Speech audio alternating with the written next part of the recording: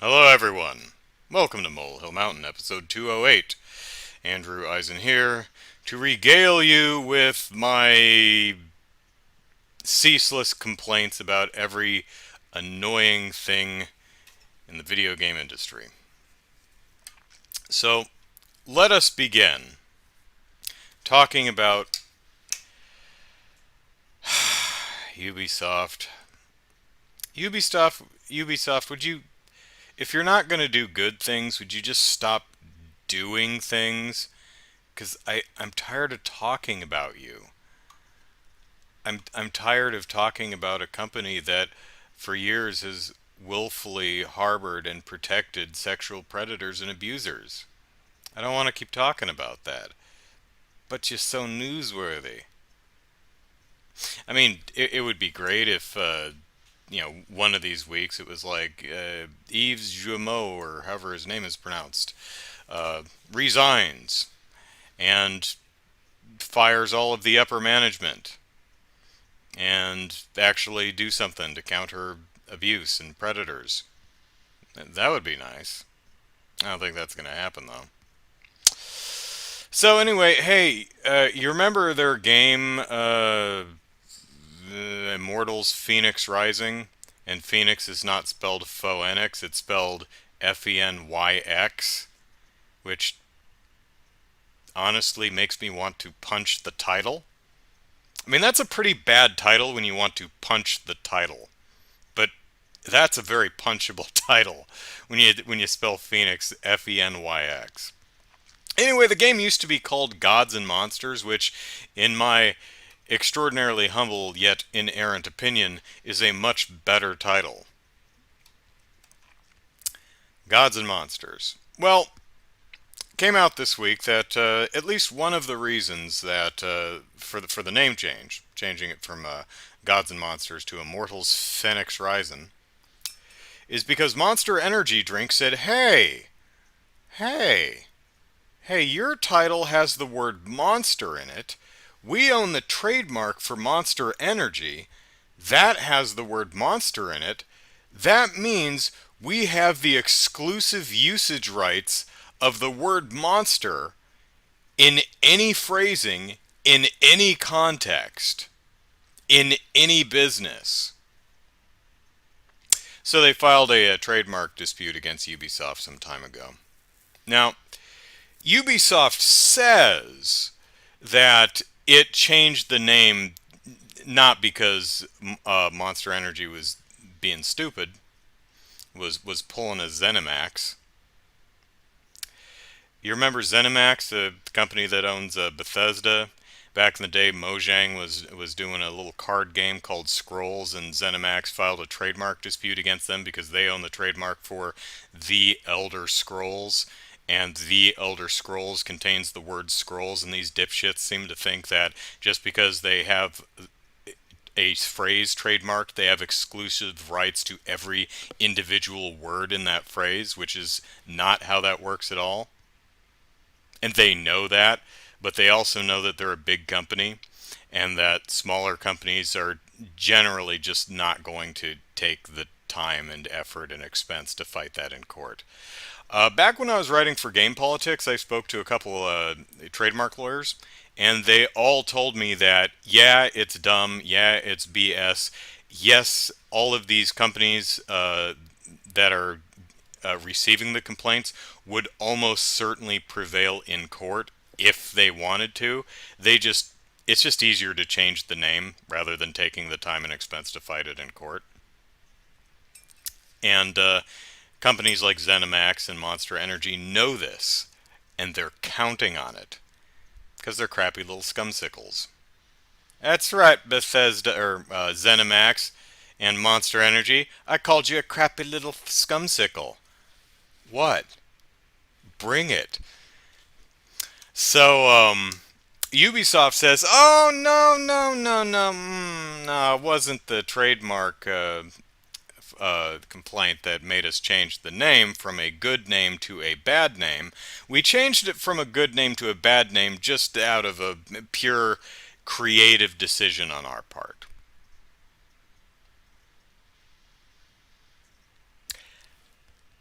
considering your history of continuous lying, Ubisoft, and not just lying, but lying about really dumb things, like stuff you didn't have to lie about. Like, a recent example off the top of my head was lying about having a gameplay video for Assassin's Creed Valhalla, and then you release the video and it had no gameplay in it, or rather a gameplay trailer you marketed it as, and it had no gameplay in it. That was a lie, and it's a dumb lie too.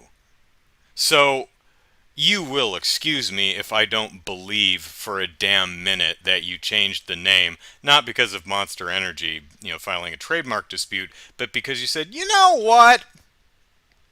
Gods and Monsters, not as SEO friendly as we'd like. So we're going to change it to Immortals Phoenix Rising. And we're going to spell Phoenix like it's the 90s, and we're going to spell it F-E-N-Y-X. And make obnoxious little twerps like this guy want to punch our title. Right in the letters. Now, yeah, I don't believe Ubisoft as a company lies consistently over really dumb things. So, I mean, there's probably an element of truth to all of this. It's like the trademark dispute came in and they said, you know what? We could pick a more SEO friendly title. Something that's easier, something that's going to be more Google friendly, you see. So no one in the chat, really? I've actually got a bunch of people watching and no one's saying it. Say hello in the chat. Either that or the chat's not working. Yeah. Do. I'm on the wrong tab. That's why. Yeah, that should be right. Huh. Just none of you interested in saying anything. Okay, well, that's right. You like to watch. I understand. I get it. I understand the voyeuristic tendencies that we all have sometimes. So that's enough about Ubisoft, a company that for years has been knowingly protecting and harboring sexual predators and abusers. Let's move on to more fun things, like Microsoft. I don't know if you've heard, Kageneko-sama? There's a new X at the end. Did you change your username? I don't remember. You're either a different person with one letter off from someone I know, or you just added an X to the name, or I'm not remembering. But I do remember the name Kageneko-sama, so hello. I'm pretty well connected in the video game industry. I've got my ear to the ground, and I'm gonna tell you some information that you may not have picked up on. Microsoft, hey Beast. Monster Hunter Rise is definitely on my list of things to talk about, so I will get to that. Microsoft is releasing a new video game console this fall. I can't say that's an exclusive bit of news. That's already been out there, but it's one of those subtle things that not many people picked up on, so I thought I'd repeat it here. New console from Microsoft. Oh, you have 2 accounts. Okay.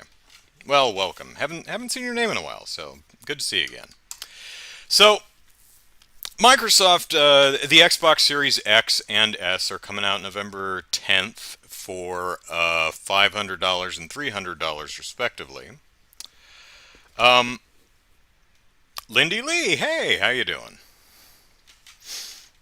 No, I mean, don't feel like you have to play in the chat. I just have 14 people watching, and I just thought it was kind of weird that no one was saying anything. Just wanted to make sure that the chat box was not broken, because YouTube keeps changing things. And they do it specifically to annoy me. Because world revolves around me, so all the bad things that happen are specifically targeting me and my short temper. Okay, so All right, Microsoft, like Sony, have a new console coming out, and I find their strategies for sales really just kind of odd. Um, Now, you may have heard there's a global pandemic. It's pandemicing globally, has been for a while, and that's been disruptive to, well, pretty much every single industry, including the video game industry. So, Microsoft and I'm sure Sony both do not have as many games available for launch as they otherwise might have and definitely would have wanted. In fact, in Microsoft's case, as far last time I looked, which was earlier this week, I could not find a single game, not one single video game coming out for the Xbox Series X or S uh, between now and the end of the year that you actually need an Xbox Series X or S to play. Last time I looked, every single game is available on other platforms. Will they play better, run better, look better on the new platforms? Probably so, yes. Point being is, if you're dropping $300 to $500 on a new Xbox, you're not dropping that dough because there's a game you want to play that you can't play anywhere else. Okay, cool. So, why might we gamers want to drop $300, $500 on these systems? Well, Microsoft's arguments has made some arguments in its favor, and frankly, I've found them not just uncompelling, but also a little weird. So, I was tooling around their YouTube channel, and they put up a video boasting about the Xbox Series' loading times. And I'm like, okay, I get that. Okay, we don't have any new games. Halo Infinite got pushed back into 2021 sometime. We will have games that you need the Xbox Series X and S to play. They're just not ready yet. In the meantime, enjoy a bunch of new and new-ish games, but they load faster. Okay, so I watched the video, and it's showing the loading times between the Xbox One X and the Xbox Series S. Are we keeping that clear? And it's saying, here's a game on the previous generation Xbox. It takes 53 seconds to load. Look how fast it is on the Xbox Series X, the new Xbox. It takes 11 seconds. And I'm thinking, okay, sure, that is faster, but the game they were using to demo it was The Outer Worlds, which is a current generation game that came out a year ago. So what you're telling me is, give me $300 for a new console and you can play a game that came out a year ago with significantly improved loading times. I mean, okay. It's nice that the game loads faster on the new box that just dropped $300 on, but what I'm thinking is, if older games from the last generation still take about 10 seconds to load, how long are actual next-gen games going to take? If The Outer Worlds still takes 11 seconds, and that's a last-generation game from a year ago, if that's taken 11 seconds to load, how long is Halo Infinite going to take to load? Maybe 10 seconds. I don't know. That's the point. It seems like a really odd way to advertise the new console. Scrungle says Demon's Souls Remastered. I believe that's a Sony exclusive, right? I think that's a PS5 exclusive, which is funny, and I'll actually get to PS5 later. But Matthew, and yeah, Matthew pointed out this to me on Twitter. What we're seeing with the loading times different is essentially The equivalent, and I'm reading from the chat, is the equivalent of moving a game from HDD to SDD, the spinning disk hard drive and the solid state hard drive. It's going to load faster, but it's not built to take advantage of SSD. So what this trailer is showing is like, because the Xbox One X and the Xbox Series S are fairly comparable power-wise. One of the major differences between the two is the regular hard drive and the solid state hard drive. And essentially what they're showing is, hey, look, your games are just naturally going to load faster using an SSD. Isn't that cool? Yes, it is. But still, I'd really like to know what kind of load times I could expect from games that are built for these new systems. I mean, I'm not saying that you're hiding anything. I'm just saying your focus is a little weird to me. So, but there was another video that Microsoft had on its Xbox YouTube channel. This one talking about its quick resume feature, which allows you to have at least 4 games running at the same time, and you can basically quick swap between them. So say you're the examples they used were Minecraft Dungeons and Star Wars Fallen Jedi, and they're playing Minecraft and like, I want to play Jedi. Out to the menu, pick Jedi, and right into the game. So you can swap between 4 different games in about 5 seconds for each swap. That's pretty cool. That's a neat feature. I don't know that I'd ever use that because I'm kind of a one game at a time kind of person. I mean, I'm the type of loser who does not play on his phone while he watches TV and searches the internet. If I'm watching TV, I watch TV.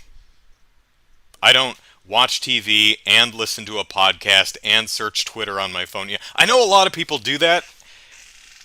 I don't do that. That's just not how I roll. So I'm sure a lot of you kids today probably do want to live swap between 4 different games at the same time consistently. That's not how I'm going to do it, though. But anyway, it's a neat feature. It's technically impressive. But again, the focus to me is kind of odd, because let's look at the 4 games that that the Xbox Series S is swapping between. Minecraft Dungeons, which came out this year, came out last May, I believe. Not a terribly taxing game. Last year's Star Wars Jedi Fallen Order, the Star Wars game from last year, fairly recent modern game, current generation, but fairly recent. What was the other one? It was a racing. No, it was Skate 3 from the PS3 back in 2010. And Black. Y'all remember Black? You gotta think way back to the PS2 era now. It was a first-person shooter back in 2006.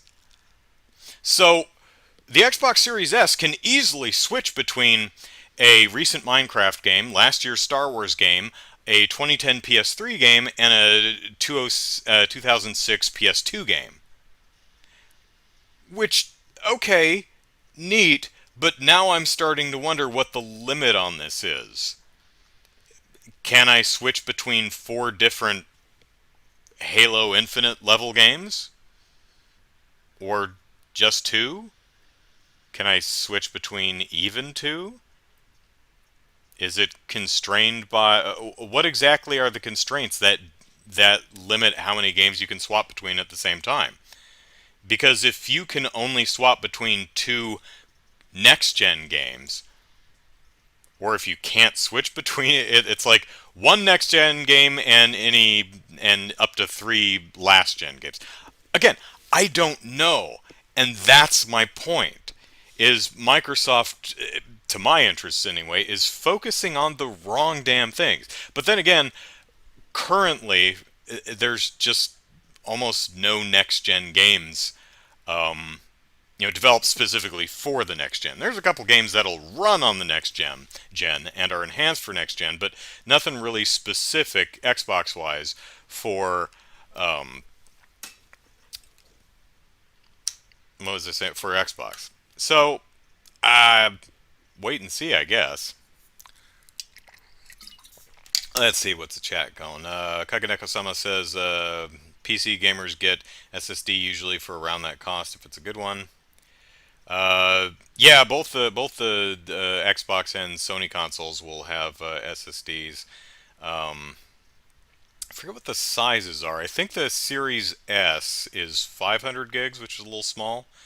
I believe PlayStation 5 is like 800. So it's less than a terabyte. It's like 800 something. Um, and then the Xbox Series X, I think, is around that. It's closer to a terabyte if I'm remembering correctly, which I may not be. Correct me in the chat. Let's see. Matthew says there are no games built for those new systems yet. Even Spider-Man's coming out in the PS4. Yeah, and that was one that we all thought as of a couple of weeks ago that Miles Morales was a PS5 exclusive. Nope. Nope. Sony revealed this week that that's a PS4 also, but I'll get to PS5 here directly. Um, let's see. Matthew says, referring to the quick resume, it's useful when chat's moving. Useful if you have to jump when a friend asks you to jump into multiplayer. So yeah, if you're playing a single player game and then a friend calls you up or hits you up on Skype or whatever. Anyone still use Skype? Discord. And says, hey, I'm playing whatever. Hop in there and you can just hop in. Yeah, yeah. But then you have people like me who have no friends. Or at the very least don't play games online. So, Suzanne, hello. Eisen doing it the proper way. That's right. Twisted, hey, how you doing? Uh, Twisted says, I wouldn't do it for 4 games at once, but it's a feature that I would like a lot. Yeah, I mean it's nice. It's a convenience, and it's technically impressive. I'm just genuinely curious to see how applicable. We know that the Series S can quickly toggle between old games from the previous generations. I'm curious to see how well this feature works for specifically next gen games. Same thing with loading times. When for games designed specifically for the Series XS and for the SSD, what are the load times going to look like? I'm not saying they're going to be bad. I'm just saying at this point we don't know yet because Microsoft hasn't shown us, which is odd to me. Anyway, bu bu bu bu. If you want to see a true next gen game, check out Flight. Oh God, Flight Sim. Uh, I mean, if you can run it, it's not going to work on my rig. This computer's got to be 7 years old. It's not going to run Flight Sim very well. Um, do. Snowy, I don't recognize you. Welcome. I think most of the new Xbox games are coming to the PC too, right? Far as I know, yeah.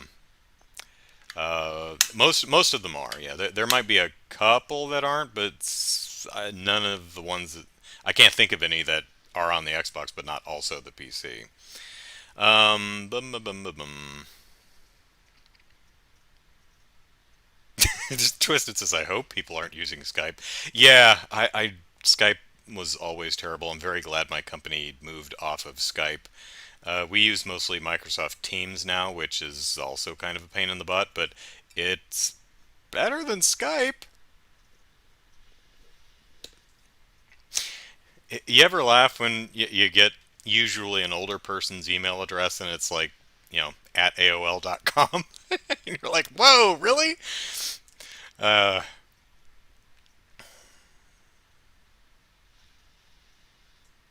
uh, do, do, do, do, do.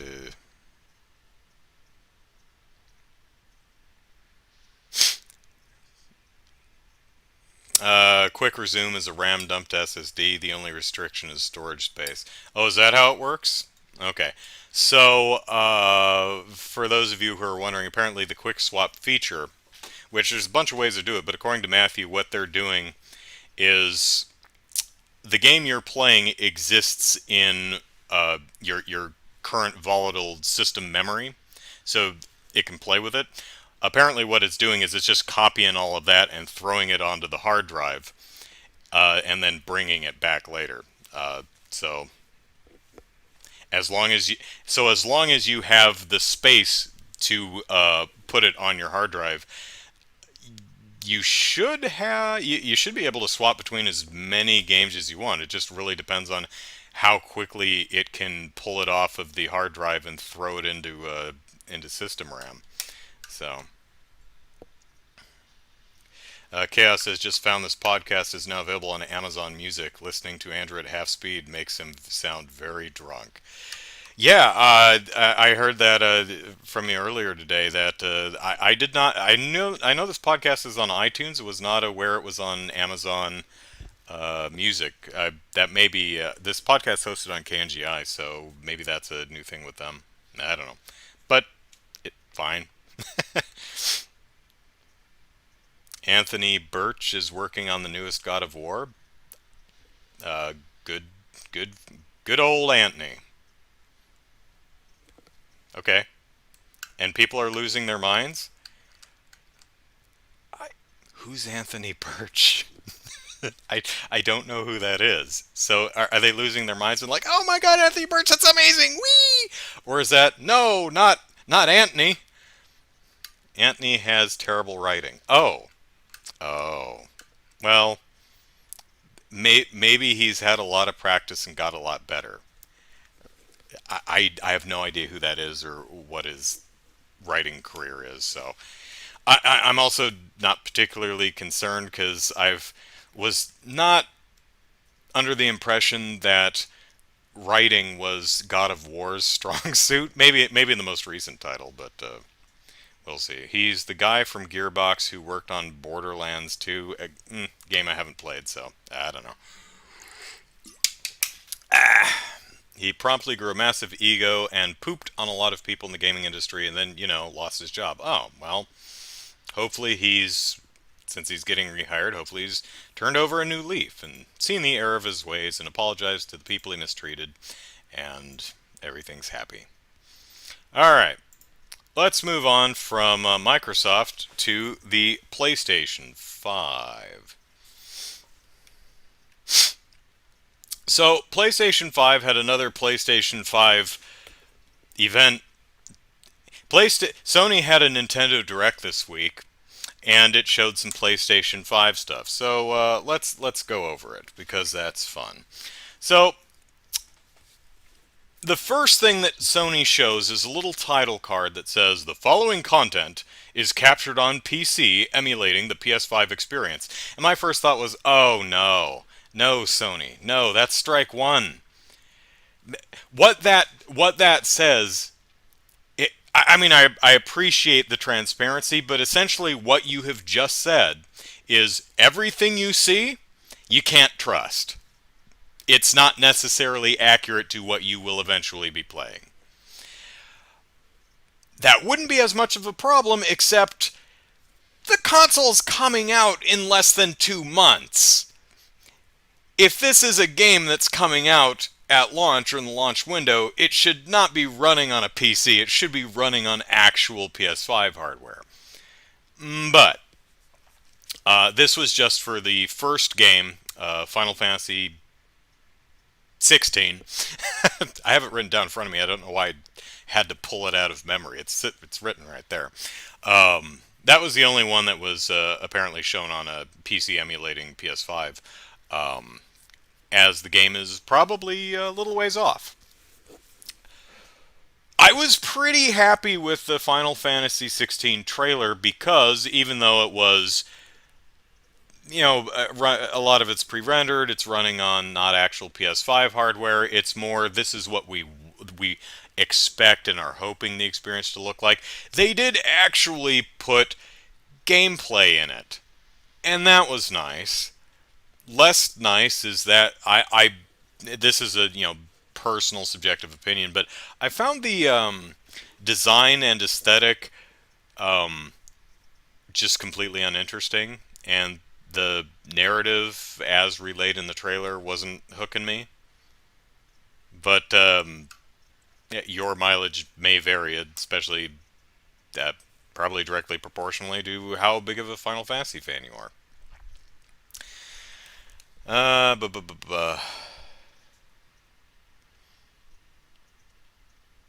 So Then Sony kicked itself in the butt again with a new title card that said PlayStation Console Exclusive! Asterisk. Also available on PC. And I thought, Sony,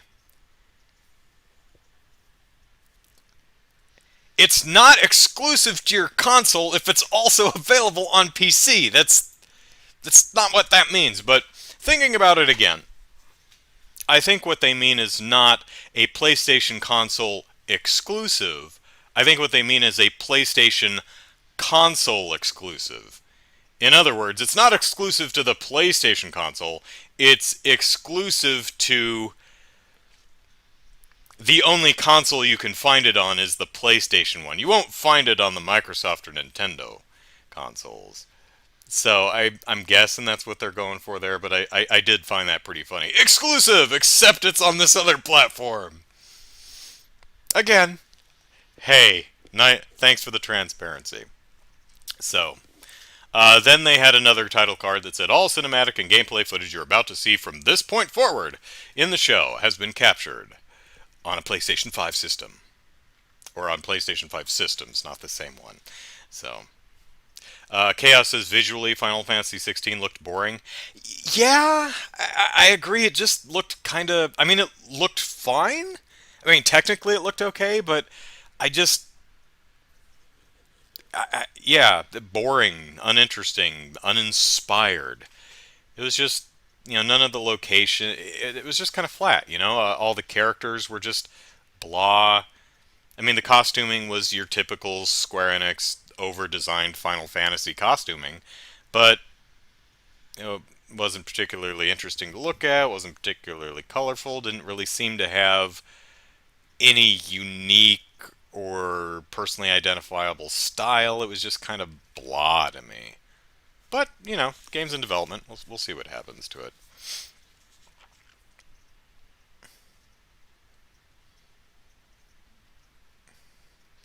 Okay, moving on. Spidey-Man, Miles Morales. It started with a walk and talk, the presentation of the Miles Morales game. It started with a walk and talk, which I feel is probably a bad way to start because it's really... Walk and talks in video games can be very boring. And walk and talks, for those not aware, is the sequence in a game where the game forces you to walk from point A to point B, usually down a fairly narrow corridor, and it does that because it has dialogue to tell you. And there's nothing to do, you can't go anywhere, you just kind of have to awkwardly walk, usually with a companion character, until you get somewhere. And if you think that's boring to play, it's even worse to watch. I mean, I don't know, make it a cutscene. Those usually don't work for me. But I didn't think that was a great way to start. Also, it seemed to be either unfinished or the sound was imbalanced correctly because Miles and one of his friends are walking through a little neighborhood street fair and they're like, oh man, I love this place, the smells, the sights, the sound, the music is so good, oh, I love this song. And I was like, what music? There was no music, or it was buried in the mix. I'm like, that's embarrassing.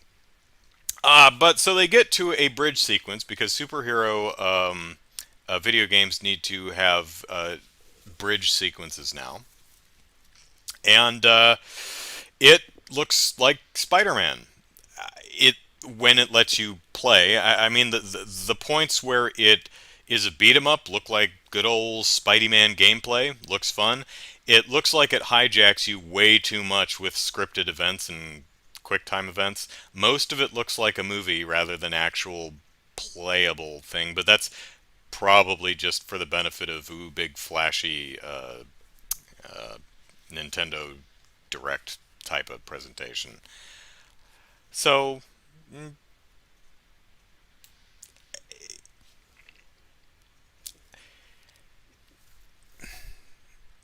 it's a video game. It looks great. I'm sure it would make a fantastic movie. I bet you guys could make such a good movie. But it's a video game. Let me play it. So, moving on. Hogwarts Legacy. There was no gameplay. Could be single player adventure, could be an MMO. Who knows? I don't, not after watching the trailer. So I have no interest. Also, I think it's very funny that uh, whoever's behind that game is being very upfront. It's like J.K. Rowling has nothing to do with this. This is based on characters and world. It's based on her universe, but she's not. Nope. I wonder if that's going to be a bullet point on the back of the box. Multiplayer with all your friends, visual stuff. J.K. Rowling has nothing to do with this. I mean, can't say I blame them. She is genuinely an awful person, but which is, man, that's sad.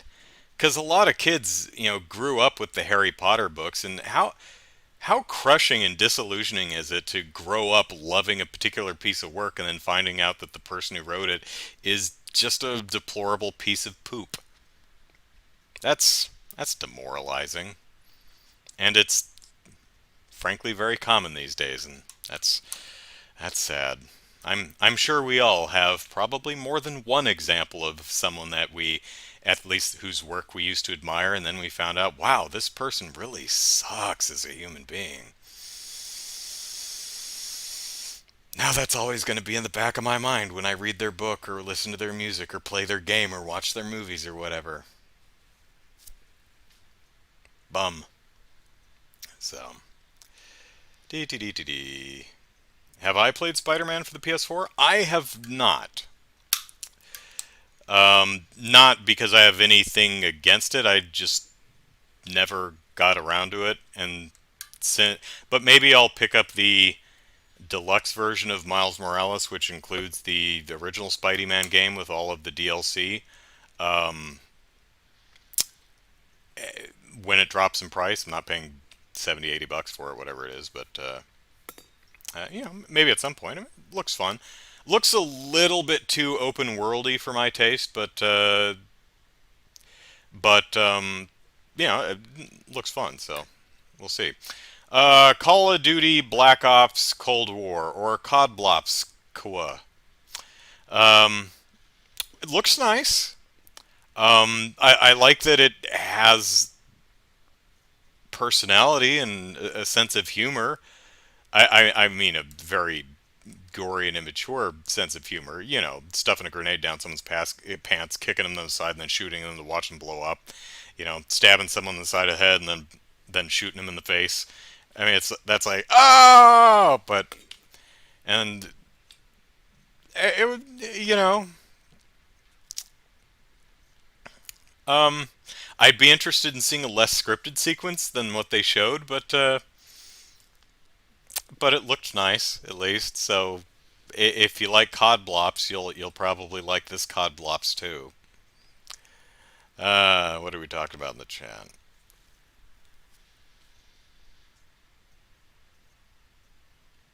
J.K. Rowling went too woke? No, I think you're using the word wrong. She went the exact opposite of that. Um,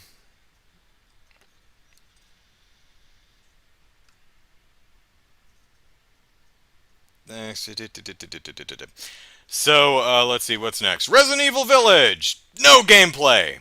That's a shame. But I did like the little fairy tale interstitials that had a really unique style. Looks kind of like a cross between a Tim Burton aesthetic and that aesthetic that's used in the Little Nightmare games. I hope that's playable. That looks really neat. Capcom, I think it's time to actually show some gameplay of Resident Evil. I know it's kind of a hard game, especially if it's one of the more slowly paced horror games, but still, it's a video game. Show gameplay, please. Deathloop. Um, Boy, they focused on this one for a while. Some interesting potential ideas in the setup. I'll be interested to see how the game follows through on them. The game said, okay, we've got 8 people and we've got a certain amount of time to kill them all, but we can't kill them all in a certain amount of time. So what we've got to do is we've got to figure out how to manipulate them to get them all in the same place. For example, Dude 1 and Dude 2 are on opposite ends of the island. I don't have enough time to kill him here and then run all the way over and kill him there. But if I do this thing, that's going to lure him over here so I can kill him at the same time. No, yeah, okay. And there's someone trying to kill you at the same time. So some interesting ideas there. I'll be interested to see how that game pulls that off. Devil May Cry 5 Special Edition. What's special about it? I don't know, because I didn't play Devil May Cry 5. I imagine if you played Devil May Cry 5, you would have been able to look at this trailer and go, oh, that's new. But I didn't play Devil May Cry 5, so I have no idea what's so special about this edition. I think one of the characters is a new playable character. The the the emo looking dude with the hair, you know, that narrows it down, right?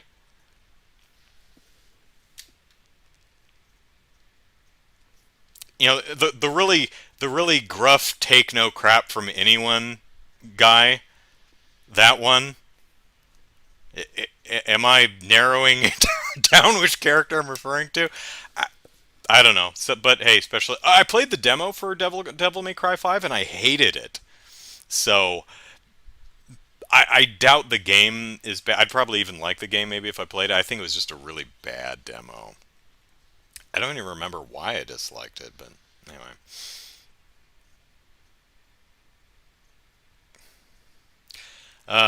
Scripted sequences are great, but if we get an open scripted sequences with many choices, that would be better. Scrungle says scripted sequences are good for showing off the game's mechanics well, but too many of them can get tired. Yeah, scripted sequence I typically think of as in something that happens in the environment the same way every time. I think what we're referring to is what I would more call a well, actually, who cares what I call them? I know what you're talking about, and I agree. I don't mind it when, some bespoke thing in an environment, like every time you go through here, that barrel's going to fall off the wall and explode and collapse the side of the building. That's scripted, that happens every time. That's fine. Whatever.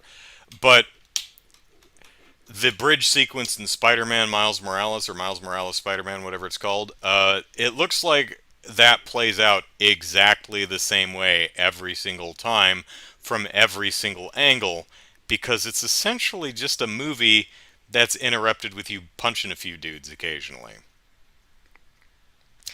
No idea if that's how representative of the entire game that is, but, you know, that's what they showed us. You've got that, and you've got the boring ass walk and talk. So, alright. Where are we? Oddworld Soulstorm. When I was tweeting about this, I said this trailer had too much coffee. What I meant by that was they showed gameplay, but it cut so damn quick. All the cuts were like no longer than a second. It was really difficult to parse what the hell you were looking at. So, well, I hope the game's good, because that that trailer needed to chill, man. Hey, Five Nights at Freddy's Security Breach.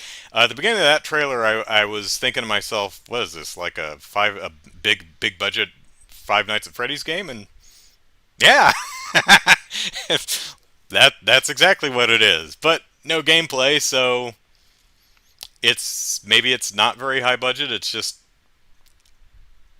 maybe it's very static, like most of the games are.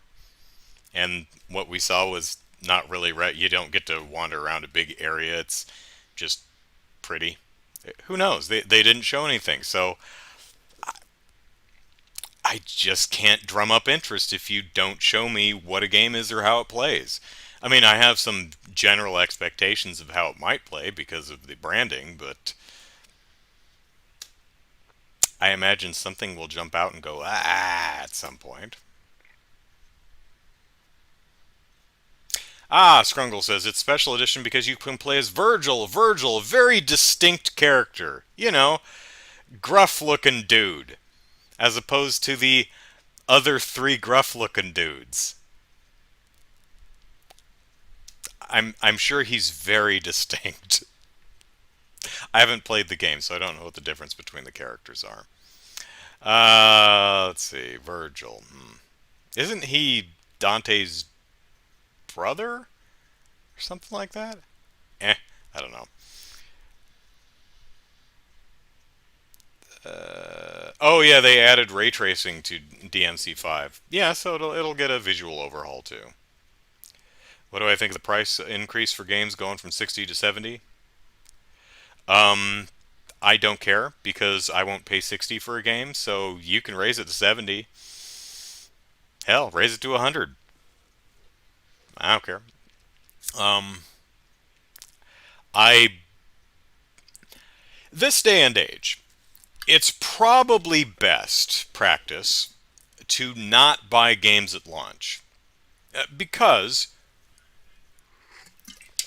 a lot of times games release at launch incomplete. And I don't just mean, my petty way of looking at DLC.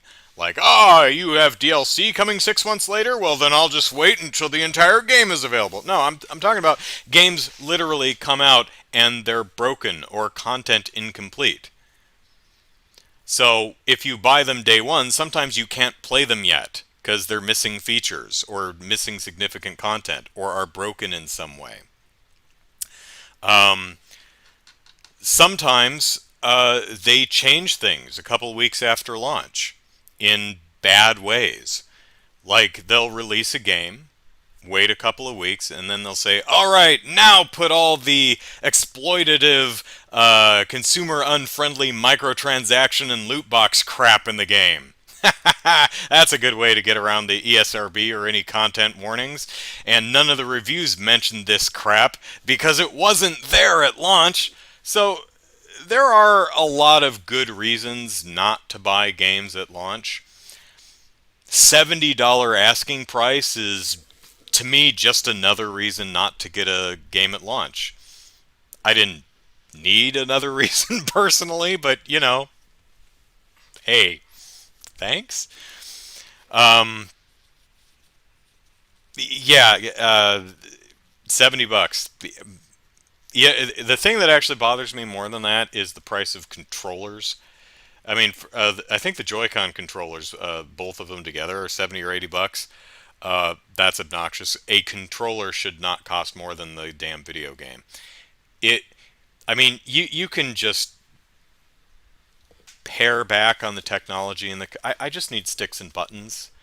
I, I maybe just come out with a $30 controller that doesn't have all the bells and whistles, like it's missing the rumble motor and the mic jack, and maybe it's a wired controller, or just rip out the unnecessary crap that. And I would be perfectly happy with that because I don't play video games way over there. I play my video games right here on the couch, which is less than 6 feet away from the console, so I'd be fine with a wired controller. You know, Go ahead and sell the $70 one that hooks up to the internet and allows you to browse Twitter on the touchpad in the middle of the PS5 thing. Fine, but I don't want to pay that much. The actual television remote, multimedia remote thing for the PS5 is like $30 or some ridiculous thing. It's like, why? It's like buttons, right? It shouldn't cost that much. Um, he is Dante's brother. Okay. I don't believe in inflation, Kage Neko-sama. And I don't believe in inflation because my salary's immune to it. So it must not exist. So, I mean, if my salary isn't inflating, then video game prices shouldn't either. Where are we? Chaos says, I'll pay 60, but I'm not paying 70. I will simply wait for a sale or price drop. Yeah. The only way I'd pay 70 is if I really wanted to get a gift for somebody, or, and boy, I better really like you. Or Like if I really wanted to get a game for like the charity event, you know. But yeah, for me personally, man, even Yakuza 7, that's my most anticipated game right now. I want that game so bad, I want it now. But I wouldn't pay $70 for it. Not paying $60 for it either. And that's a game that probably take you over 100 hours. Most of the Yakuza games easily take over 100 hours, especially the way I play them.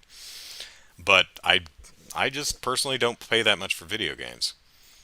I mean, I guess if I were like significantly more wealthy, then I would, because who cares? But I I do need to watch my budget, so. Do do do do do. Scrungle says maybe when a company's cared about quality, I would say buy at launch. Well, yes, but one difference is back in my day, um, when video games came out, that's it. There was no post-launch patching. You needed to get that crap right the first time. Nowadays, if it doesn't work, we'll patch it later, maybe. I mean, hell, uh, a lot of video game companies conscript us for their QA. It's like, hey, play our game, and find all the bugs. It's like, shouldn't you be paying us for this? I mean, right? I'm a quality assurance analyst. This is what I do for a living. You ain't getting my work for free. you you want me to play test your game? You pay me. Uh, do. Yeah. Sorry, reading through the chat real quick. Chaos says, I would be willing to pay $70 if it guaranteed a complete game at launch with no loot boxes or microtransactions. That's an interesting point that Chaos brings up there, and that is we gamers don't trust publishers not to fleece us. We can't, because they keep doing that blatantly. So, you lost our trust, publishers. I don't know if you'll ever get it back. I don't know that you even care. And that hurts. It cuts me deep. Snowy says, it costs that much and my left Joy-Con still has massive drift. Uh...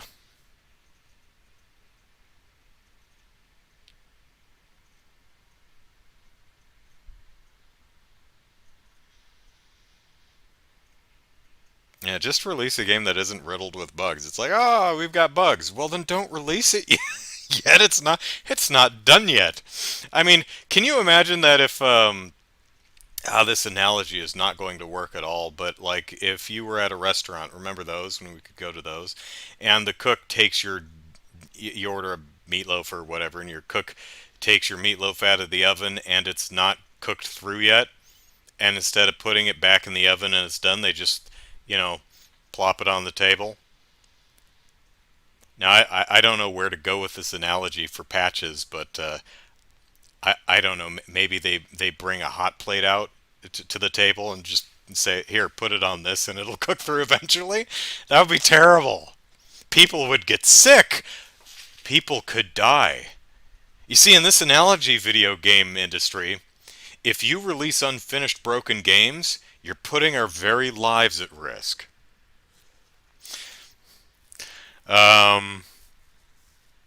Chaos, another good point. The ability to patch is nice. Agreed. But many use it as a crutch. Yes. That's the thing. A lot of the stuff we constantly complain about. Patches, ba, ba, ba. Oh, that's an old song. Patches, DLC, even things like loot boxes and microtransactions, in and of themselves, not bad things. In and of themselves. Just divorced from all surrounding context, just the idea of patching is not necessarily a bad thing. The idea of loot boxes and microtransactions and DLC, not necessarily in and of themselves bad things. They're just schemes, tools that can be used well or can be used poorly, right? You can use a hammer to build a house, or you could bludgeon someone to death. Or to use something less gruesome, you could, I don't know, stopper up a toilet. um, so yeah, it's not necessarily what the video game industry does; it's how it does it. So it all started with horse armor. This can all be traced back to the damn horse armor, says Snowy. Uh,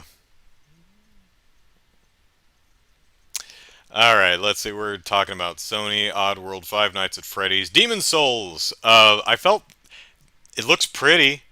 I'll give it that. But it was a little long for the way it was presented because it was kind of boring because it's just a dude in armor literally one-shotting everyone he comes across for like 2.5 minutes until he gets to a boss and then gets smacked. Looks pretty though. Um, Also seems to be the most anticipated game for most people, and that's an old PS3 era game, I think. Um, Fortnite.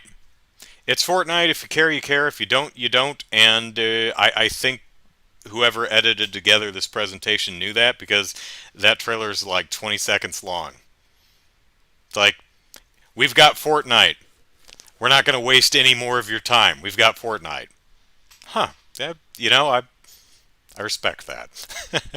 um, there's the PlayStation Plus collection, which I think PS5 owners who subscribe to PlayStation Plus get a bunch of PS4 games for no additional cost. I think. It wasn't terribly clear, but I think it's they're kind of trying to do the Xbox Games Pass thing. So if you buy a PS5 and you still have the PS Plus, that will net you some PS4 games. So, which is probably useful for anyone who's new to a Sony platform, but I looked at the list and as a PS4 owner myself, all of the games that I'd be interested in playing I already have. And I think that would probably be I mean, these are really popular, well-known games. If you have a PS4 and you wanted to play any of these, you probably already have. So, probably not as useful for big-time Sony fans, but hey, it's something. Alright, so prices. $500 for the PS5 and $400 for the PS5 Sans disk drive. And it releases November 12th in most territories, November 19th in the rest of them, and China gets the middle finger for now. So, it's interesting. Both the Series X and the PS5 are $500, but the less featured console is $100 less for Sony and $200 less for Microsoft. But there's a more substantial difference between the Series X and the Series S that actually takes a fair amount of in-depth explanation. The difference between the PS5 and the cheaper PS5 is one has a disk drive and the other does not. That's it. They're the same thing, just one doesn't have a disk drive. And I think to myself, should I save $100 and just get the cheaper one? I mean,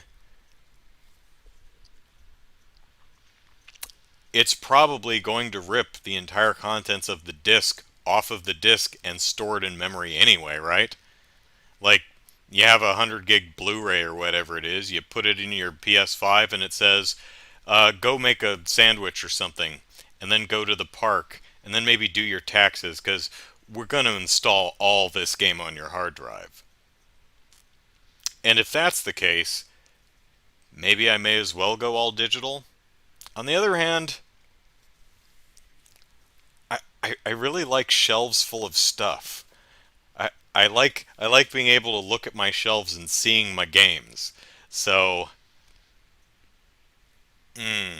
hard to say. And Ragnarok. I'm guessing it's a God of War game. It had the the music. I think that's God of War music, and the dude narrating sounded like the boy dude from God of War. So I'm guessing that's God of War 2 Ragnarok. Going the Metroid Prime 4 method of revealing a game. Uh, which is funny because I didn't it say that it's out like next year? I'd expect to see something if it's out next year, but maybe I'm misremembering that. So, boom, boom, boom. So, let me look at a thing here.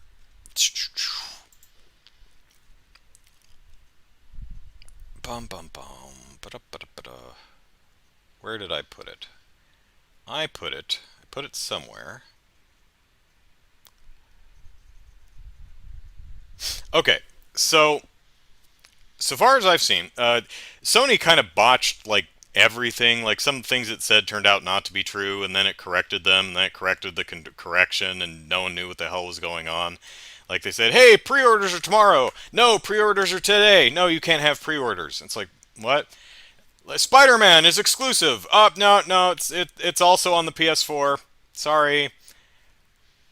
So, and then it said that the Demon Souls trailer, I think also said PC, and then Sony told Kotaku later that Demon Souls was exclusive to PS5. So as of now, and this seems to be in flux, the only games actually exclusive to the PS5. I couldn't find any for the Xbox Series X or S. I could not find any games coming out for those consoles this year that are exclusive to those consoles. But PlayStation 5 actually does have three that I've found. One, Destruction All Stars, which no one cares about. Not even Sony, because they've shown and told us very little about it. I'm not really clear what it is. It seems to be like maybe a stadium racing kind of game like Rocket League, only you can also get out of your car because that worked so well in what Star Fox Assault. I don't know, chat. Anyone care about Destruction All Stars? Anyone excited for that? I mean, if you are, you got to play. You got to buy a PS5. How about Astro's Playroom? You want that? Oh, I know you want it. I get the feeling that Astro's Playroom is going to be something that some of us look at for like 10 minutes and go, oh, that's neat, and then delete it off our hard drive to make room for games we actually want to play. And then the Demon Souls, which is a remake of a older game.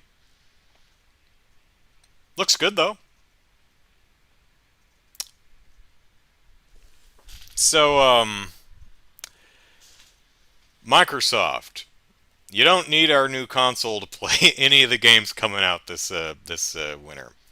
Sony, you don't need our console to play any of these games except two no one cares about in a remake of an old game. Maybe, we think, unless we change our mind again about the exclusivity of any of these games. Nintendo, on the other hand, is like Hyrule Warriors Age of Calamity, Monster Hunter Rise, Disgaea 6. You want to play these games? You better get your ass a Switch. That's right. $300 for the Switch. Or the Xbox Series S. You think Nintendo's going to drop the price? Probably not. Why? Try buying a Switch right now. That's why.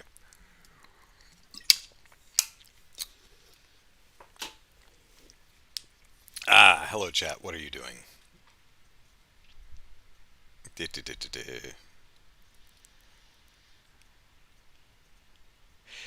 Snowy says, I'm worried about the move to digital in games as a service. I don't think a disk drive costs as much as they're asking, but they want to move digital for higher profits and have more control. True. Um, one of my one of my concerns is I know that um, pardon me, that even when games are unlisted from digital stores, you are supposed to be able to, if you've purchased it, still be able to download it at any time, even if it's no longer available for sale.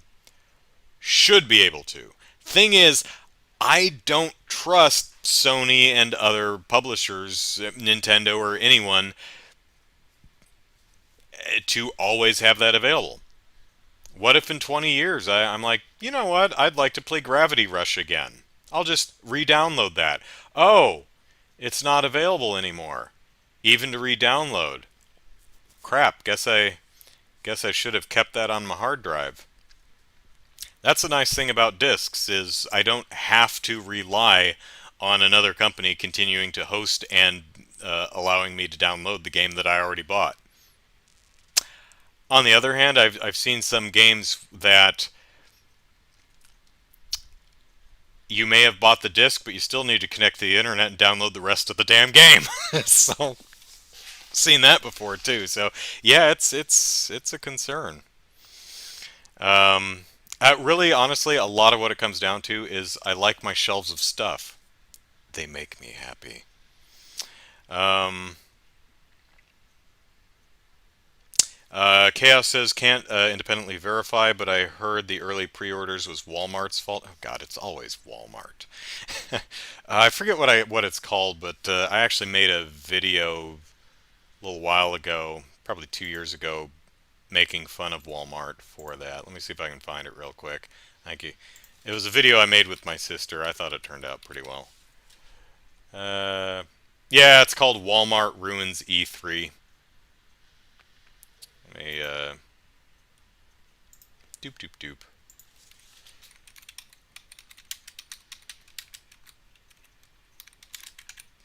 There you go. Have fun. Proud of that. I thought that one turned out well. It was fun. Um. Oh shoot, we're after 8, and I haven't even got to Monster Hunter yet. Little Big Planet PS5 exclusive? No, it's not. Little Sackboy's Big Adventure, I think is what it's called. No, it's not. However, that may change. Last I looked, that was not exclusive to the PS5. Um, Pass the grenade, please. Hello. Gravity Rush is good. Um, I think I prefer the first over the sequel. I like a lot of what they did with the sequel, but I think I just preferred the first. But I like them both quite a lot. It's a shame those didn't catch on. They kind of flopped. They didn't do great, but yeah, I'm glad I actually played them because I really did quite enjoy them. Okay, let us talk about Nintendo had a Nintendo Direct, and they said, "Oh hey, new Monster Hunter." Well, two new Monster Hunters, but I don't care about Monster Hunter stories. And I don't care about Monster Hunter stories for a very, very petty reason. Would you like to know the petty reason I don't like Monster Hunter stories? This is why. The monsters in Monster Hunter stories are called monsties.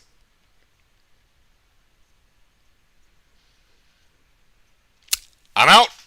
I am not playing this game if you I refuse. I am not calling them monsties, and I refuse to associate with anybody who does. Yes, I'm that petty. Also, I'm not really into Pokemon type games. The aesthetic is cute though. I like the cel shaded chibi monsters. Some of the individual characters' designs really annoy me, like the Palico, the cat in the first game. Oh, I hate him so much. Um, but if you like Monster Hunter stories, Stories 2 looks like a step up. Actually, quite attractive. Um, Chaos says, "Well, Monster Hunter Stories is intended for kids." Yeah, but I've been doing a Gem of the Holograms video series for months. I love stuff for kids. Um, and to be fair, I have not played Monster Hunter Stories. It was a 3DS game, so I didn't want to play it because I, I do not want to play the. I don't like handhelds. I do not like cramped gaming experiences. It's just not fun or comfortable for me. But maybe Monster Hunter Stories 2 would be more up my alley. But um, let's talk about Monster Hunter Rise, the Monster Hunter title that launched a fleet of erection jokes. At least I would hope it would. I didn't see any, but I'm sure they're out there if you look. I mean, you have to imagine that someone at Capcom, when they were pitching names, it's like Monster Hunter Rise. It's like Monster Hunter Erection! Because I would totally be that guy. So, new Monster Hunter. So, if you played World and you thought to yourself, you know, this is good, but it would be better if it looked and sounded shittier and was more limiting and had really, really, really bad pop in. That's what I want in my Monster Hunter. Or maybe that's not what it was. Maybe it was, oh man, you know what, man, I'd I'd trade anything for portability. Capcom said, really, anything? Yeah, man. Would you trade visual fidelity? Oh man, yeah, I would. Would you trade audio quality? Man alive, would I. Would you trade draw distance? I would. Would you trade all of them? You know it, man. Done.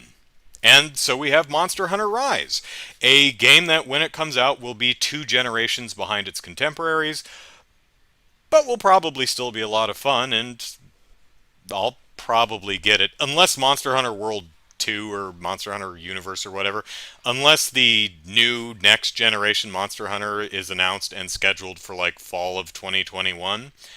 Yeah, I'll probably get Monster Hunter Rise, and I'll probably have that little niggling issue in the back of my head thinking, man, this would just be better on any other platform.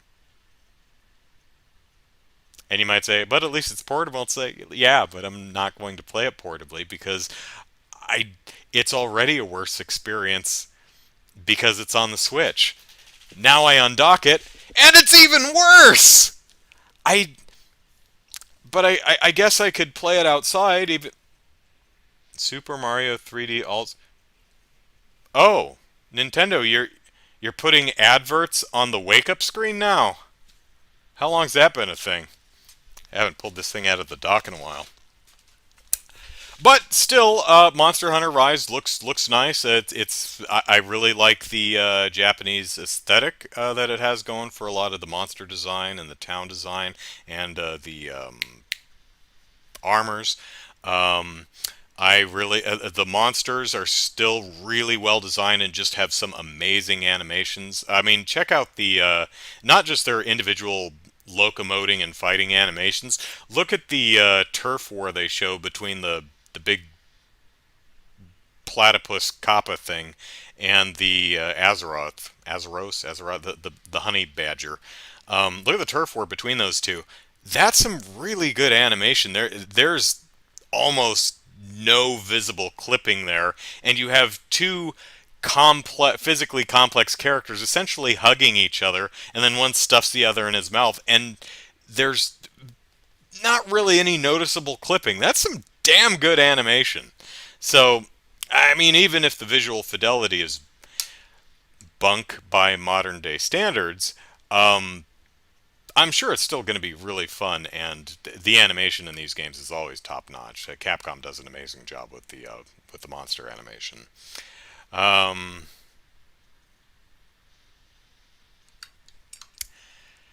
so one of the new things in the game is the Palamute. Let me turn off my cam so you can see that a little bit easier.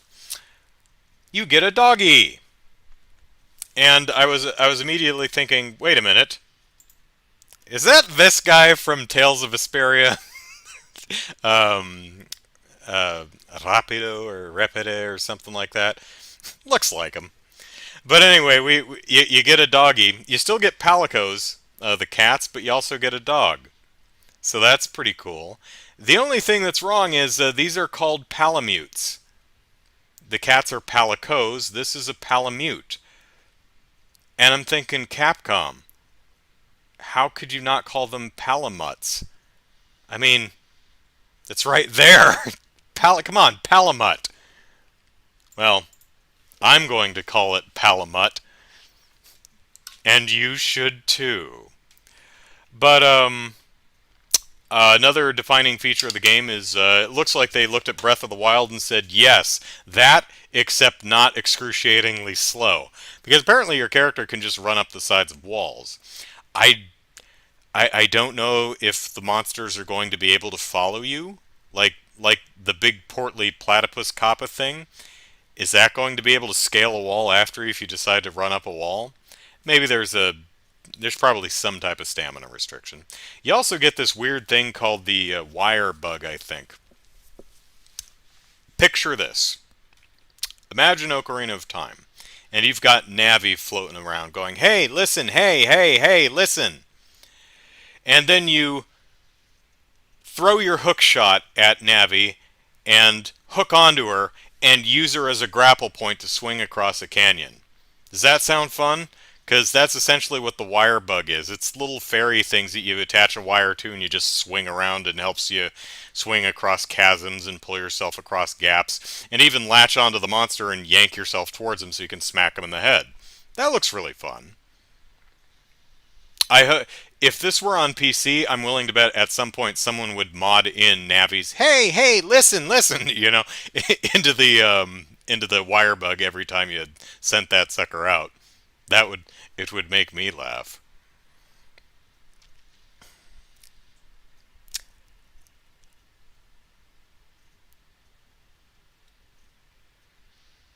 Kaganeko Soma says, I mean, I love classic Monster Hunter games and they always looked bad, but I love the amount of features. Yeah, yeah. I'm just, I mean, it does not, I mean, everyone saw this coming. You have the big fancy Monster Hunter World high fidelity current gen thing, but it still did not do, it did really well. It's one of the best, I think, might actually be their best selling game, something like that. But in Japan, didn't do as well because Japan are full of weird people who just really like portable stuff. So now they're making a portable one, and if you're going to, oh well, thank you very much. Pass the grenade, please. It's much obliged. Um, I should probably put my Patreon and PayPal stuff like on a little header on the bottom of the screen here because I think that's was at the super chat is what that is. But yeah, much obliged. Great content. Thank you. I very much appreciate that. That will be used for um, doing the charity event. So I'm actually organizing that now. So that'll be fun. Switch has something like 87% of the market share in Japan, hence why Switch got a Monster Hunter. Well, that and it's portable. And of course, the way Japan works a lot is very different here, where a lot of times people will, live in smaller homes where massive entertainment centers are not as common as they would be here. Also, a lot of people do a lot of commuting to get where they need to be. And if you commute, like riding a train or something, not driving, then it's nice to just pull a game out of your pocket, go on a hunt real quick, and you're done. So so I want to be very clear that when I poop all over portability, I don't mean to suggest that portability has no value to anyone. Just portability has no value to me specifically. Um, I certainly do not begrudge anyone's enjoyment of the Switch or its portability feature, because I know a ton of people who the Switch is their favorite console. They're like, I buy games I already own on the Switch just so I can play them on the Switch. And I'm like, wow, good on you. I don't get that at all. But because I mean, if I have the choice, I'm gonna get it on the if Monster Hunter Rise, if there was a version on the Switch and a version on the PS4, I would absolutely get it on the PS4. Unless there was like some other significant difference, other because I imagine that the difference would be it looks and sounds and plays better on the PS4, and by better I mean more comfortable. Although the I don't have it within reach, but the Pro controller for the Switch is just fine. But on the Switch, it's portable. It's like, you know, times like these is like some of the only time I ever actually undock this sucker. So, yeah, I personally don't value portability because it doesn't mesh with the way I like to game. That doesn't mean my way of gaming is superior to anyone else's, just different.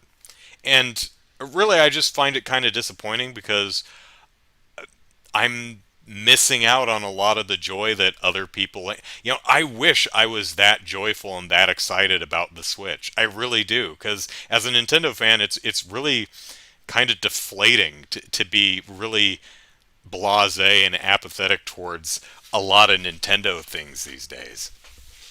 So.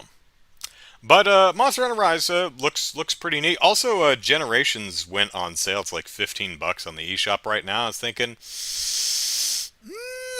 that's $15. Not a bad price for a game that jam packed full of content. But I mean,